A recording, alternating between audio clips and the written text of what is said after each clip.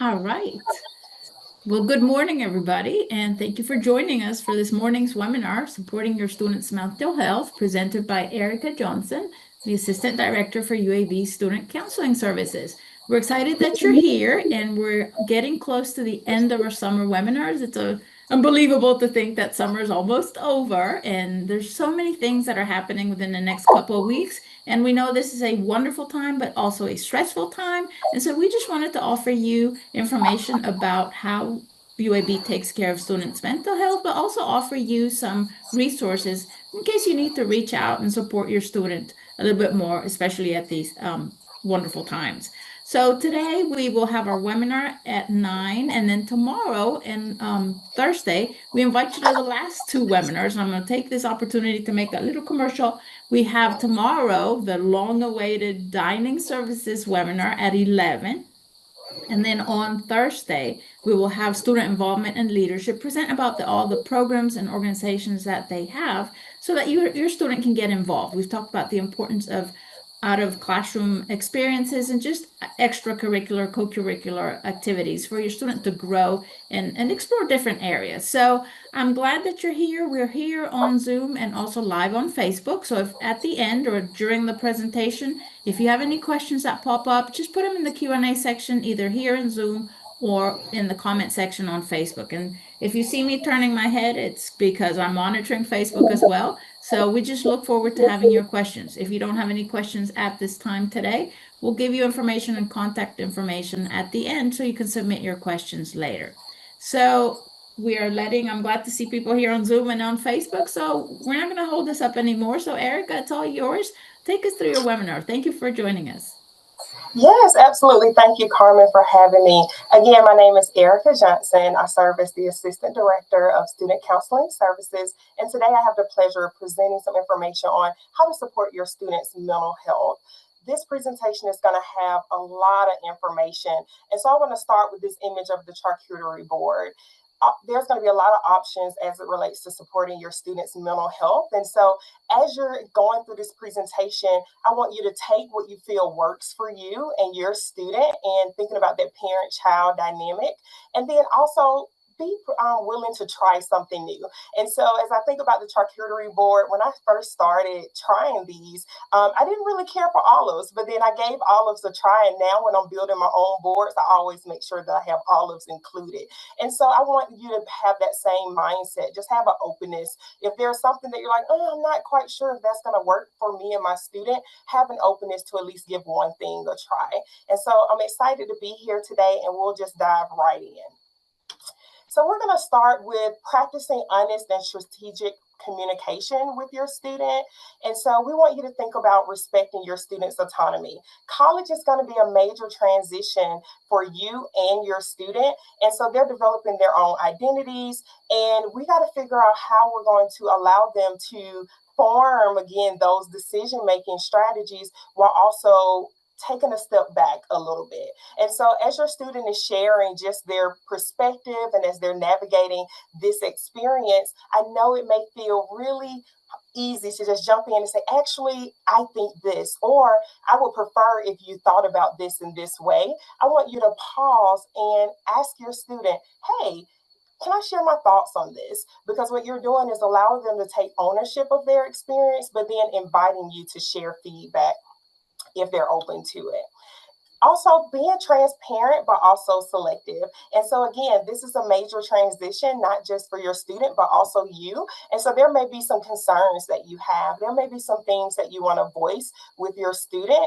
And I think it's completely appropriate to share those concerns, but also be selective in terms of just being mindful about the heaviness of what we're sharing. So if you're worried about something that may be going on, whether it be something that's happening in the household or something that's happening out in the community, sharing those things, but again, being selective on the information that our young students are carrying.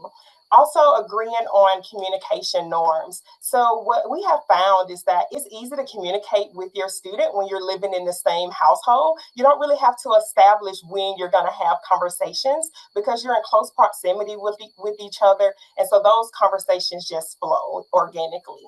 But then once they're out of the home, you may have to establish, hey, when would it be appropriate for me to check in or for you to check in with me? Do we want to do Sunday evenings or do we want to do morning check-ins? And so agreeing on communication norms can be incredibly effective in just helping your student to navigate a transition. And also being flexible here as well, because what may work in the first couple of weeks of school, once they get settled, we may have to adjust those communication norms. And then communicate with curiosity, not control. And so that goes back to earlier in respecting your students' autonomy. And so you may want to know all the things that's going on while they're here at UAB, but then also understanding like, there may be some things that I may not know, and that's okay. And so if I'm asking questions, let me ask from a place of curiosity of, I'm just curious of how things are going versus I need to know so that I know that you're on track. And so finding that balance can be hard, and so practicing will be helpful. Support problem solving and try not to rescue. And so I know we do not want our students to experience those challenges or those hiccups, but we know a lot of learning and growth happens when they're in that space. And so supporting problem solving can look like just, hey, have you considered these different options and giving them multiple options to choose from? Or just allowing them to sit and reflect and think about their own way that they want to solve this issue, and then allowing them to present those solutions and then making a decision from there. Because we want to support critical thinking, we want to empower them to think about just their own choice in the matter. And then reinforce trust and belief. And so just honest communication is just easier when your student feels emotionally safe and believed in. And so as they are navigating just problem solving or having to navigate just different challenges that may come up, simple phrases like, I trust your judgment, or I believe in the decision that you're making here can really go a long way. And when we show up in that way, it really helps your student to then trust and lean into you when they're struggling with some of the tougher issues, because they know that trust is there and that you trust them to make the right decision.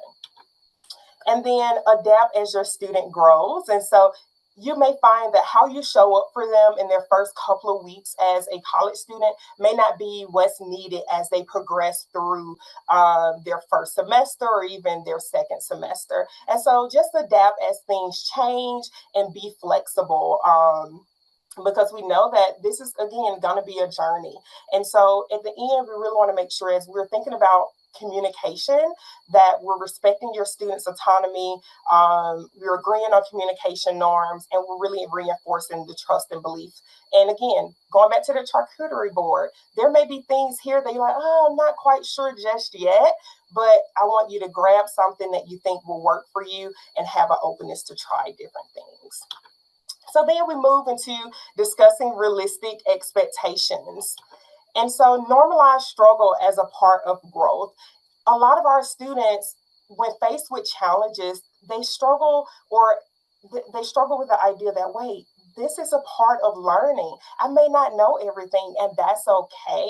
And so when they're sharing the challenges and things that may be occurring that's outside of maybe the plan that they've set for themselves, listen with openness, but then also validate and normalize that experience and say, actually, I think this may be really common for where you are in this particular place in life. And so normalizing struggle as a part of growth is going to be important. And then talk about the learning curve that may occur. We know that UAB attracts some incredibly high achieving students. Your scholars are high achievers. And so there may be a learning curve that happens in their first year or their first semester. And so in a way, managing their expectations and preparing for, hey, if this happens, there are resources that you can utilize, and that's okay. And this is why this is in place. Discuss career realities early. And so again, for some of our students, they may realize that, wait, what I thought was going to be a really linear process isn't very linear.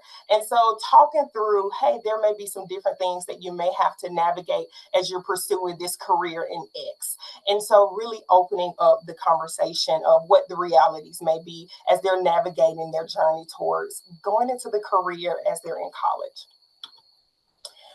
Encourage resilience and not perfection.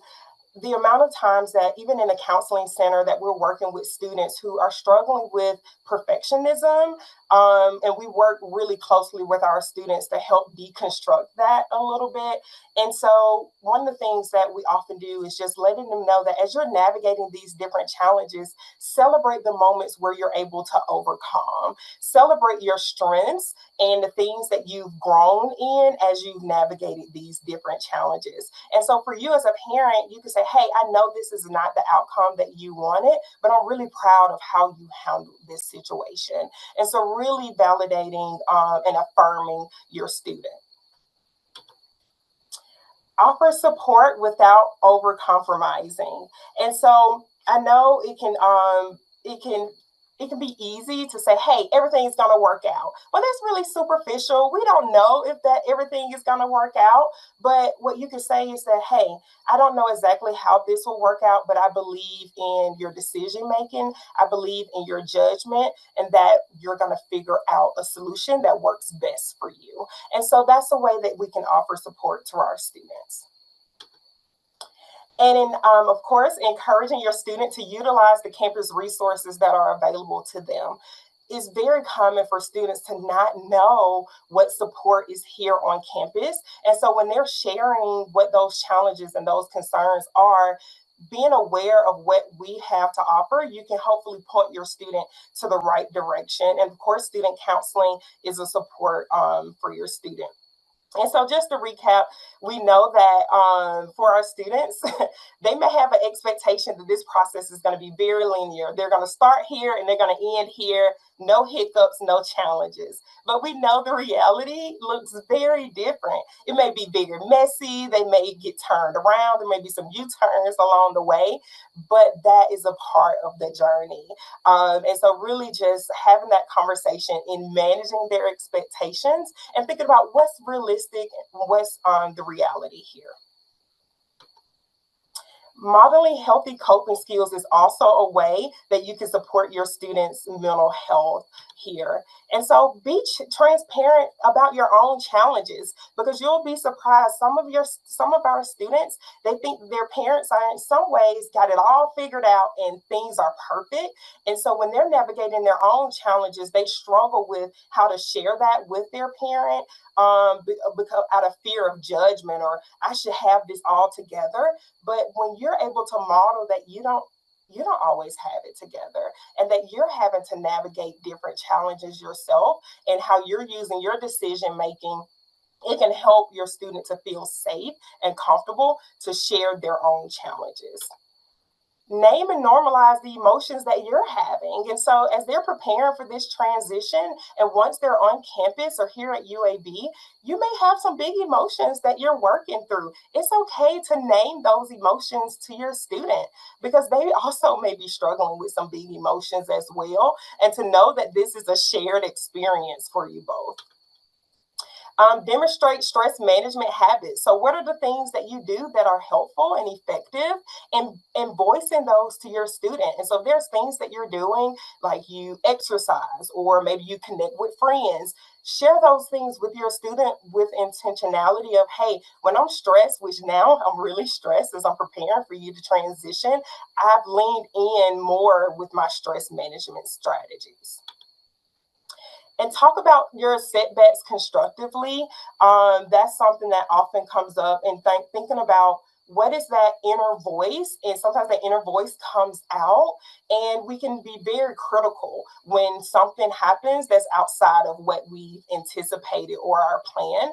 And so finding constructive ways to, hey, this wasn't what I thought, or this isn't the outcome that I wanted, but I wonder what is there to learn from here. What can I do differently to get to the outcome that's most appropriate? And so talking about your setbacks constructively can help model for your students how they can engage in that self-talk for themselves. Of course, prioritizing and talking about self-care. Self-care, of course, when we think about self-care, what comes to mind is all the things that you do, like getting a massage or all those different things. But really, self-care at its core is taking care of your basic needs. And so having conversations with your student about prioritizing sleep, making sure they're eating well. Are they getting some human connection, connecting with others in a meaningful way? Are they increasing their movement? And then how you can model that is by doing those things and naming when you are doing those things so that your student can see, self-care goes beyond all the things what causes us to spend money, right? But there's some basic needs, things that are also self-care. And be open about seeking support. And so if you have your own challenges, what are the things that you're doing to seek support? Whether that be you're leaning into your spouse, your partner, you're leaning into your social supports, you may be going into some of those stress management strategies that I mentioned. What are the things that you do to seek support when you're presented with a challenge and voicing that with your student? Again, we want to make sure that we're modeling seeking support. All right. And then encourage healthy coping, and then gently challenge unhealthy coping. And so if there's things that maybe you may be doing that isn't quite healthy, naming that and say, hey, I'm wanting to be really intentional about shifting this activity that I'm doing because I noticed that it's not as healthy and I want to do something differently. And so you're helping your student also to think about their own coping strategies and challenging themselves to do things differently if they need to. And then use check-ins to model emotional regulation.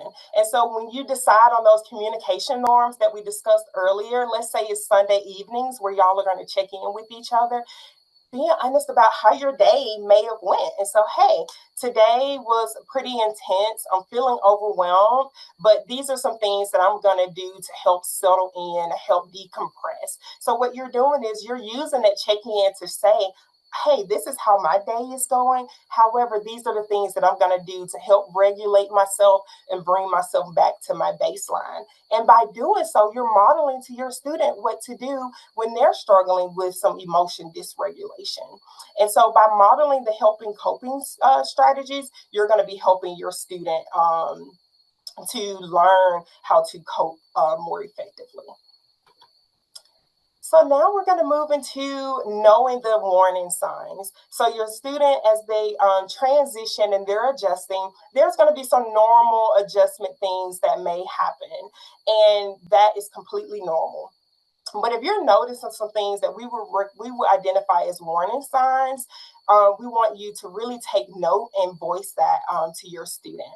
And so some of those warning signs can be increased and persistent anxiousness and worry, depressed mood and low energy. Have you noticed that it just seems like they're not themselves? They really not that vibrant student that you know them to be. And so just being mindful of that. Emotional outburst is one that we see, and this occurs when it seems like their response is disproportionate to what's happening in the moment. And it makes you question, hey, is there a little bit more that's happening here? Issues with sleep. So if you're noticing that your student is sleeping too little or too much, they're missing engagements because they're sleeping, they're opting to not engage with their friends or even attend class because they're resting, that would be something we would consider a warning sign. If you're noticing weight or appetite changes, isolating or withdrawing from their social supports, utilizing substances to cope, and then, of course, drastic changes in their behavior is going to be all things that we would consider warning signs. And I would also there's going to be some things that's not on this list, but you know your student best. And so if there's something that just feels atypical for your student, make note of it. And if you're noticing that it's persisting, of course, we want you to voice that so that your student may need to outreach to support. So what are the concerns that we see in student counseling? So this isn't in any particular order, But a lot of what we're seeing, of course, would be the anxiety, the depressive symptoms, transition adjustment, especially in that first semester, because this is new and they're struggling with the newness of everything. We know that some folks have a trauma history that impacts how they show up, and adjustment can exacerbate that. Financial stress, burnout, lack of motivation, and grief. And again, this is just a top list of concerns, not in any particular order, but we see a variety of different concerns. But I wanted you to just have an idea of what are some of those concerns. So if you're noticing some things with your student, you can direct them to our office for support. So tips for talking to your student, just want to highlight some things that we've already discussed, recap.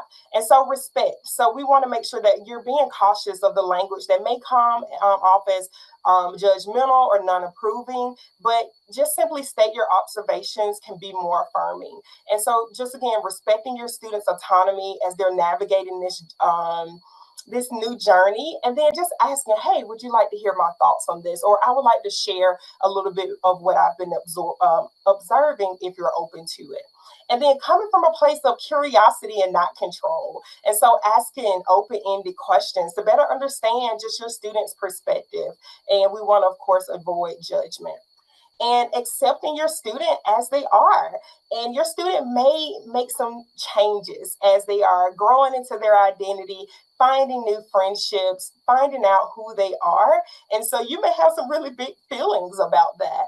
And so just again, make note if there's things that are of concern and voicing those with your student if it feels appropriate. However, also accepting who they are and who they have transitioned to be.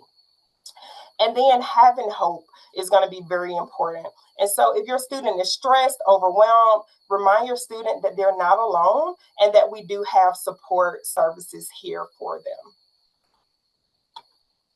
So knowing the available resources, which I discussed before, that we want you to encourage the campus resources that your students can utilize.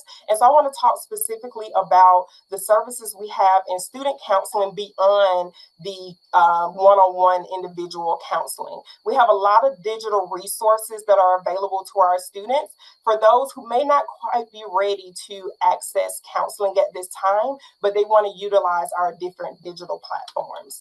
And so the first that I want to share about is the UAB Well app. And so this is an app that was designed by students for students. And this is going to be our mental health hub. It's going to be our hub for all of our mental health resources. Students are able to schedule an appointment with student counseling as well as student health services. They have access to a self-care plan that they can develop, and it will send them notifications and reminders, daily habit tracking. They can journal, and it has all of our wellness resources in one place. And it also connects to Engage, which is our campus resource for all the different events and programs that are happening on campus. And all of the events that have that wellness designation, they will be able to see through the UAB Well app. This is a free app that they're able to download. And I highly encourage students to do so, because when we think about some of those other wellness apps that are in the Play Store or the App Store, after a certain period, you have to upload your credit card information because it's no longer free. But this is an app that is free for UAB students. Another resource that we recommend to our students is Together All. And so this is again, free. It's a 24/7 global community that students can connect with.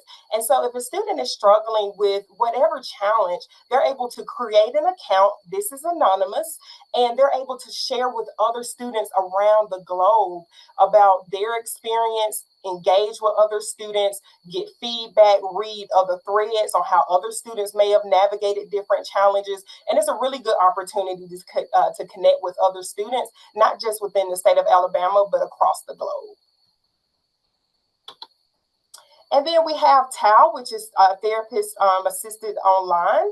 And so this has a lot of different mental health modules that are available for students to learn skills and strategies. And so some of the popular modules that I often assign to clients are the modules on emotional regulation, stress management, test anxiety, navigating relationship problems, communication. I mean, there's over 150 modules that are available on this, and this is something they can download, and it's free as well. And again, this is if they're wanting to develop their own strategies and skills on their own. If you go to our website, you can see just a menu of options that we have available for supporting your students as we think about just online support beyond just meeting with a counselor. I also want to share a little bit about the Collegiate Recovery Community, which is also housed with Student Counseling Services. And so their physical location is going to be over on 12th Street South. And this is a peer-driven community for students who are wanting to improve their relationship to substances. And so they host weekly meetings. Students do not have to be in recovery to access this community. And what we really appreciate is just how students take lead in supporting each other and helping to create just substance-free programming for students to engage in. And so they do sober tailgates. They have safe programmings that they do throughout the year, like pumpkin carving, Friendsgiving, just a really neat community of support for students who are interested. So how to schedule an appointment. So if your student needs to schedule an appointment with our office, we offer distance and in-person appointments. Our office, the traditional hours, Monday through Friday, 8 a.m. to 5 p.m. If your student will be living on campus, they do have access to our counselor in residence. And we have counselor in residence who are housed in Camp Hall, and they only see students who are on campus. And they offer drop-in hours, so there's actually no appointment needed, and they can just drop in and chat with the counselor. So if the student is having a rough day, maybe didn't do well on the exam, or having a conflict with their roommate that's causing some emotional distress, we want them to just drop in and chat with one of our counselor in residence to get support. And if they need ongoing counseling, they can be scheduled to meet with that counselor for scheduled appointments. Again, counseling is free, and our resource, everything is confidential. And if they need to book an appointment, they can do so through our UAB Well app. They can give our office a call, or they can do so through their patient portal. So that concludes my presentation. If you want to contact us or get in touch with us, I have our contact information here. But do we have any questions? And I will open it up for that right now. All right. Thank you so much, Erica. That is such a wealth of information. And I know that it's important for families to know where they can help their students turn should they need any support. Like I said, this is a wonderful time. It's a new time, but it's also a transition time. And with it may come some challenges. So please take this contact information. If you need to email counseling or Erica, you can email at counseling@uab.edu. And if by any chance, at the moment you don't remember where to send it, you can also send an email to us at families@uab.edu, and we will be glad to forward that question. So I'm not seeing any questions on Facebook. Again, if you have any questions at this time, make sure you put them in the Q&A section. I do know that there's been a couple questions that have to do with, let me see, I see one, that they're, so if, is the counselor randomly assigned, or is it based mainly on the need or the situation that the student is showing?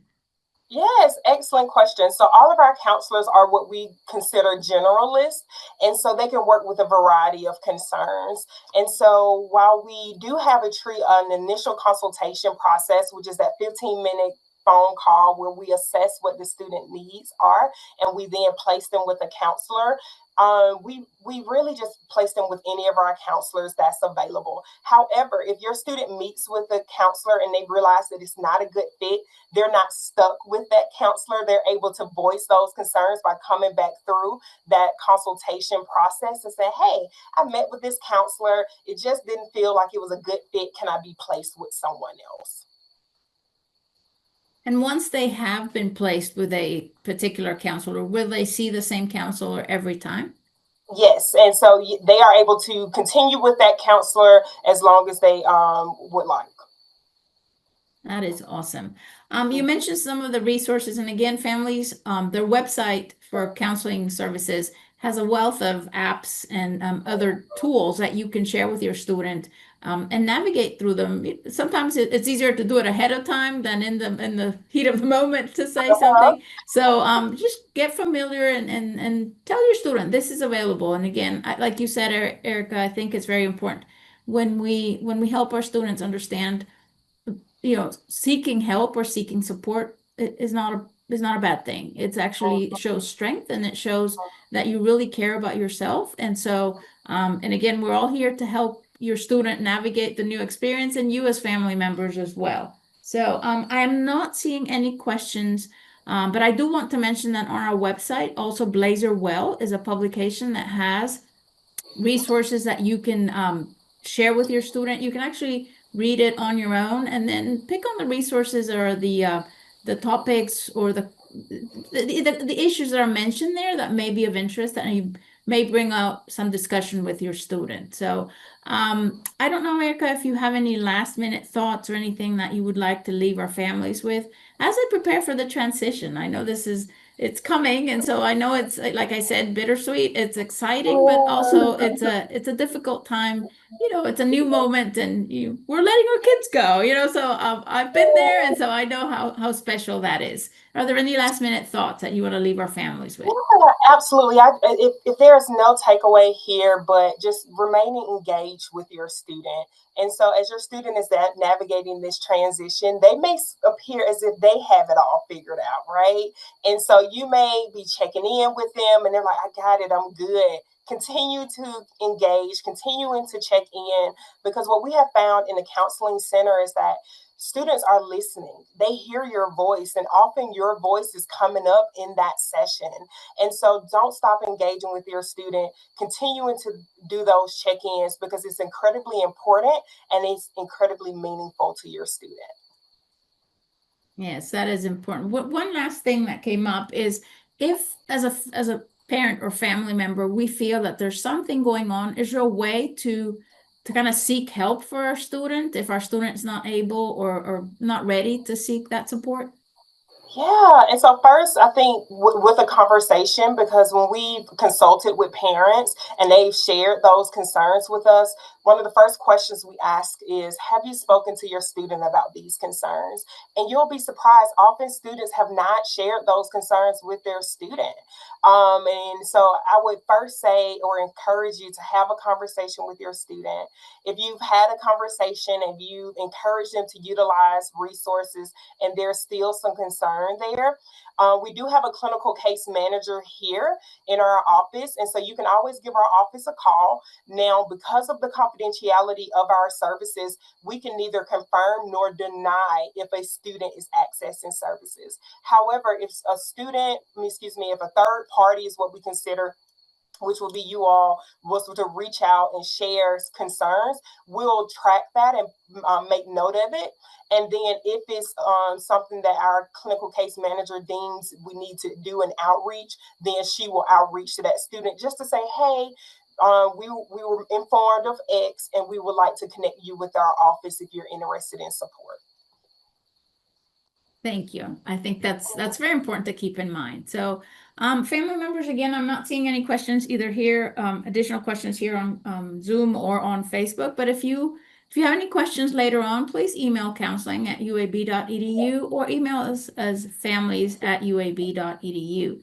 And we wish you a great rest of the summer. Join us tomorrow for the long-awaited dining webinar at 11 and then on Thursday for our last webinar by student involvement and leadership. So thank you, everybody. Thank you, Erica, for joining us today, and have a great rest of your day, everybody. Thank you.